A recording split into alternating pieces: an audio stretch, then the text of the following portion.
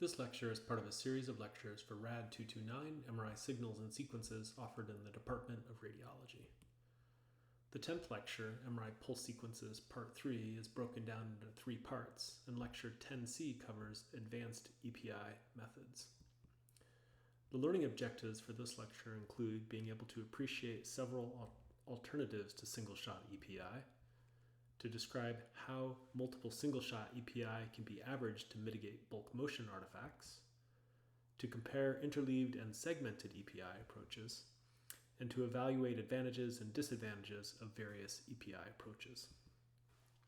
In the previous lecture, we learned about various artifacts that are a consequence of things like off-resonance and chemical shift artifacts that can lead to various forms of ghosting, distortion, and fat aliasing. And in this lecture, we'll learn about a couple techniques that seek to avoid these kinds of errors or mitigate these kinds of errors through updates or alterations to the conventional single-shot EPI approach. A lot of these methods depend largely on this expression here, which we saw in the previous lecture as well, that describes how the displacement, the phase encode direction for any given position, that is pixel within the image, depends upon a frequency shift, which arises from a change in the background off-resonance frequency that may arise from chemical shift or other sources of off-resonance like B-field inhomogeneity. It depends on the echo spacing or time between the individual echoes in the echo train, and then ultimately on the field of view in the phase encode direction as well. And in this lecture, we'll appreciate that there are several EPI-like trajectories that either decrease the echo spacing or decrease the effective field of view in the phase encode direction, or perhaps a combination of the two, thereby minimizing, for example, distortion artifacts of this kind. One of the methods that we can use to reduce distortion effects in EPI includes partial Fourier methods that shorten the echo time, the echo spacing, or the echo train length. We also have parallel imaging methods and increasingly compressed sensing and machine learning based approaches, which also can help us reduce the echo time, the echo train length, or perhaps model and account for off-resonance effects. We have segmented EPI approaches that allow us to reduce the echo time, the echo spacing, or the echo train length, and potentially to model motion or the off-resonance effects. And we have so-called multi-shot EPI methods that also help us reduce TE, the echo spacing, and the echo train length, and enable the ability to model motion or the off-resonance effects. Now, many of these methods are a combination of changes to the acquisition and improvements in the reconstruction method. In this lecture, we'll quickly highlight just several approaches to change the acquisition method to improve the overall image quality. The reconstruction steps needed to reconstruct these kinds of acquisition trajectories are not described in detail in this lecture. I want to quickly touch on just a very simple approach for EPI motion correction. Of course, one of the advantages of the EPI method is that it's the single-shot EPI method is that the images are acquired so quickly. It can be in very, very short periods of time. And so it's relatively straightforward in terms of, at times, a negligible increase in acquisition time to obtain so-called nexes, or number of excitations. That is, repeat the acquisition 1, 2, 3, 4, 5, 6, however many times. And the patient may, in fact, wiggle around during that acquisition, but as these are single-shot images, a rigid body motion correction can be used, and these individual images that may have slightly different head orientations through rigid body motion correction could be averaged to produce a higher quality individual image. And this is compared to, say, just strict averaging without rigid body motion correction. So the single-shot approaches of various flavors are really nice for enabling motion correction, and we'll learn about some slightly different strategies that are a little bit different than the single-shot approach that also have nice motion correction strategies. A very simple method to reduce some of the artifacts associated with single-shot echoplanar imaging are the so-called partial Fourier methods. Partial Fourier simply means that we're not acquiring all four quadrants of k-space, but in fact reducing in one dimension or the other, the kx or ky direction. In this example here, we're reducing in the kx direction, that is, we're truncating the readout just after we cross the middle of k-space. And this we refer to as partial Fourier in the kx direction, or sometimes fractional echo. And relative to full Fourier imaging, it will have a shorter echo spacing, the time between the individual echoes, and that will help contribute to having reduced distortions. There'll be slightly reduced T2 star effects and a slightly reduced minimum TE, that is the time to the central echo that largely contributes to image contrast is reduced slightly. In comparison to the alternative partial Fourier approach, which we refer to as partial Fourier in the ky, or sometimes fractional nex, which stands for fractional excitation, we can acquire conventional readout lines of k-space, but we stop the acquisition shortly after crossing the middle of k-space. So we still have the same echo spacing. We will still reduce the distortion some.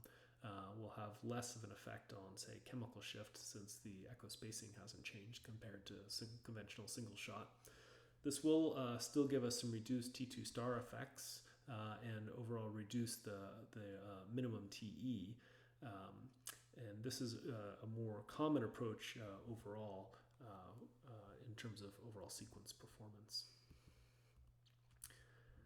Let's think about ways that we might reduce distortion in echoplanar imaging. And one of the early approaches, and in fact one that is being used commonly now or with increasing frequency now, is to acquire k-space acquisitions where we go, say, from bottom up, and then we acquire another identical acquisition except for changing the k-space trajectory to go from top to down. And so we have some positive phase encoding trajectory and some negative phase encoding trajectory.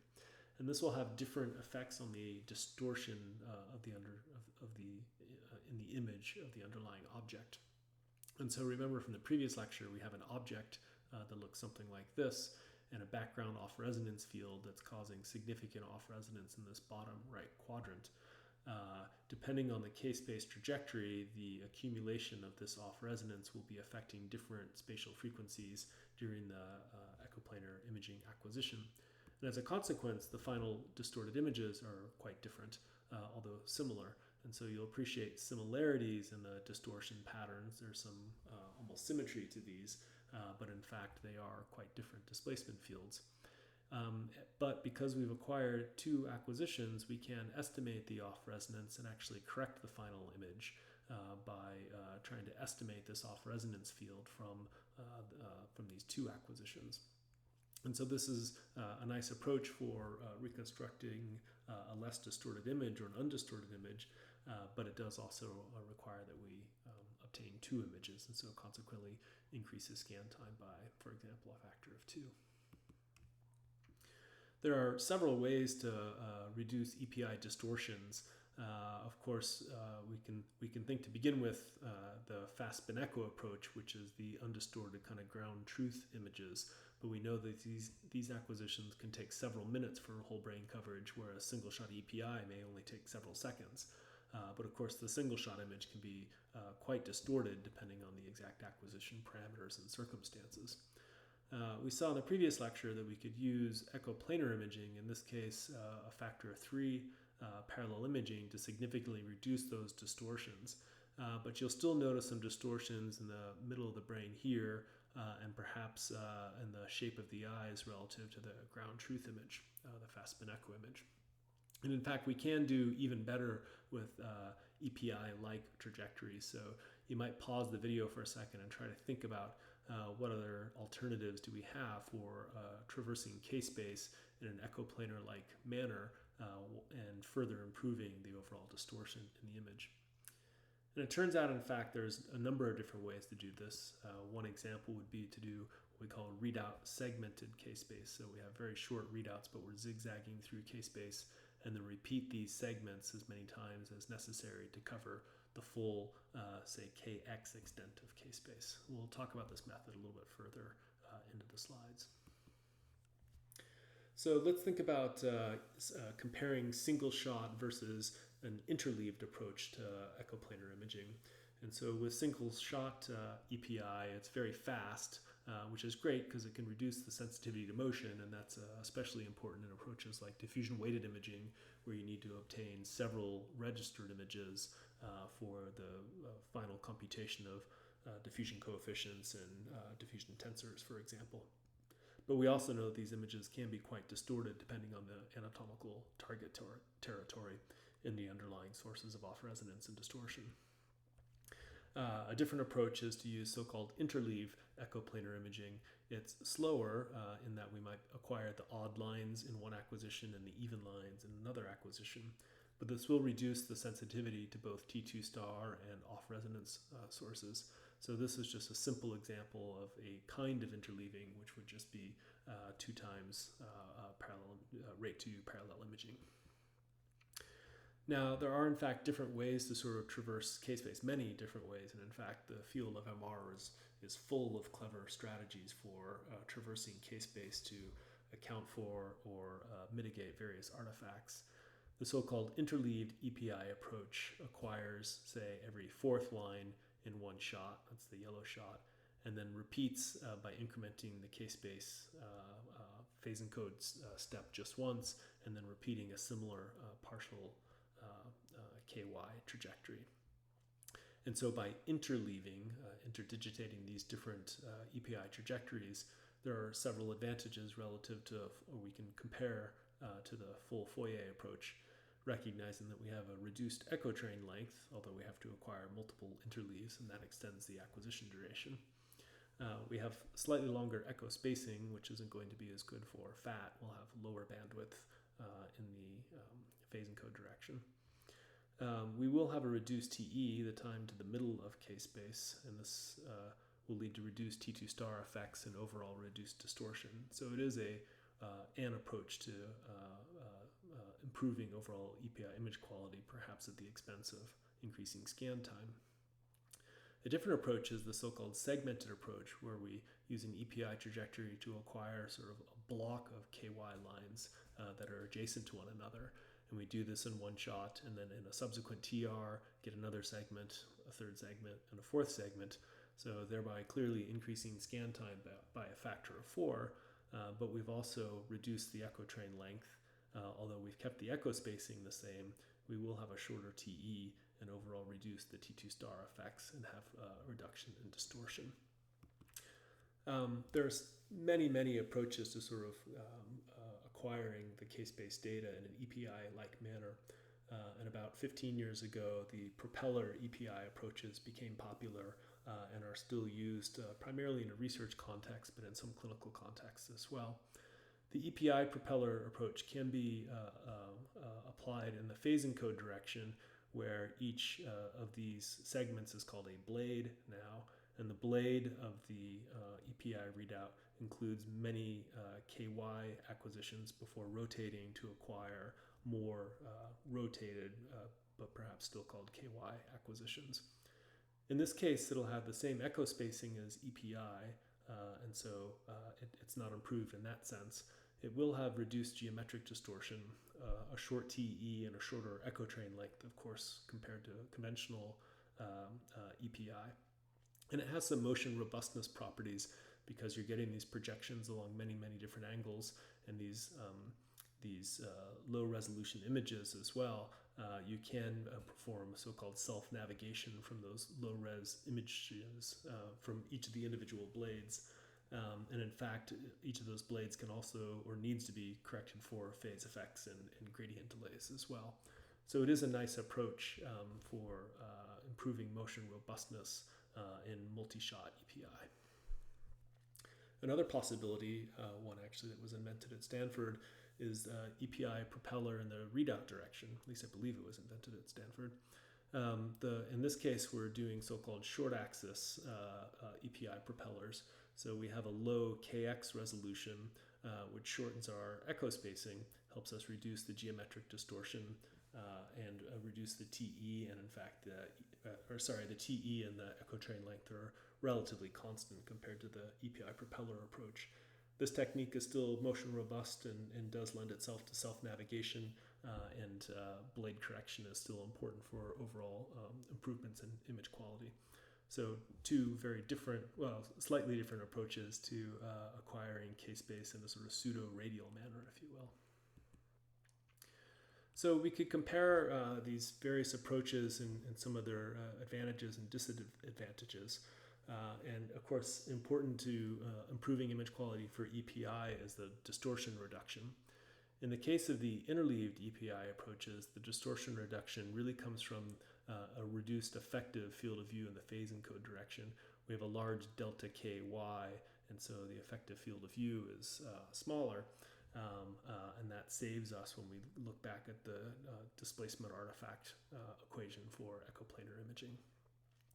In the case of, say, short-axis Propeller EPI or readout segmented EPI, these have significantly reduced echo spacing, and that reduction in echo spacing also reduces the overall distortions.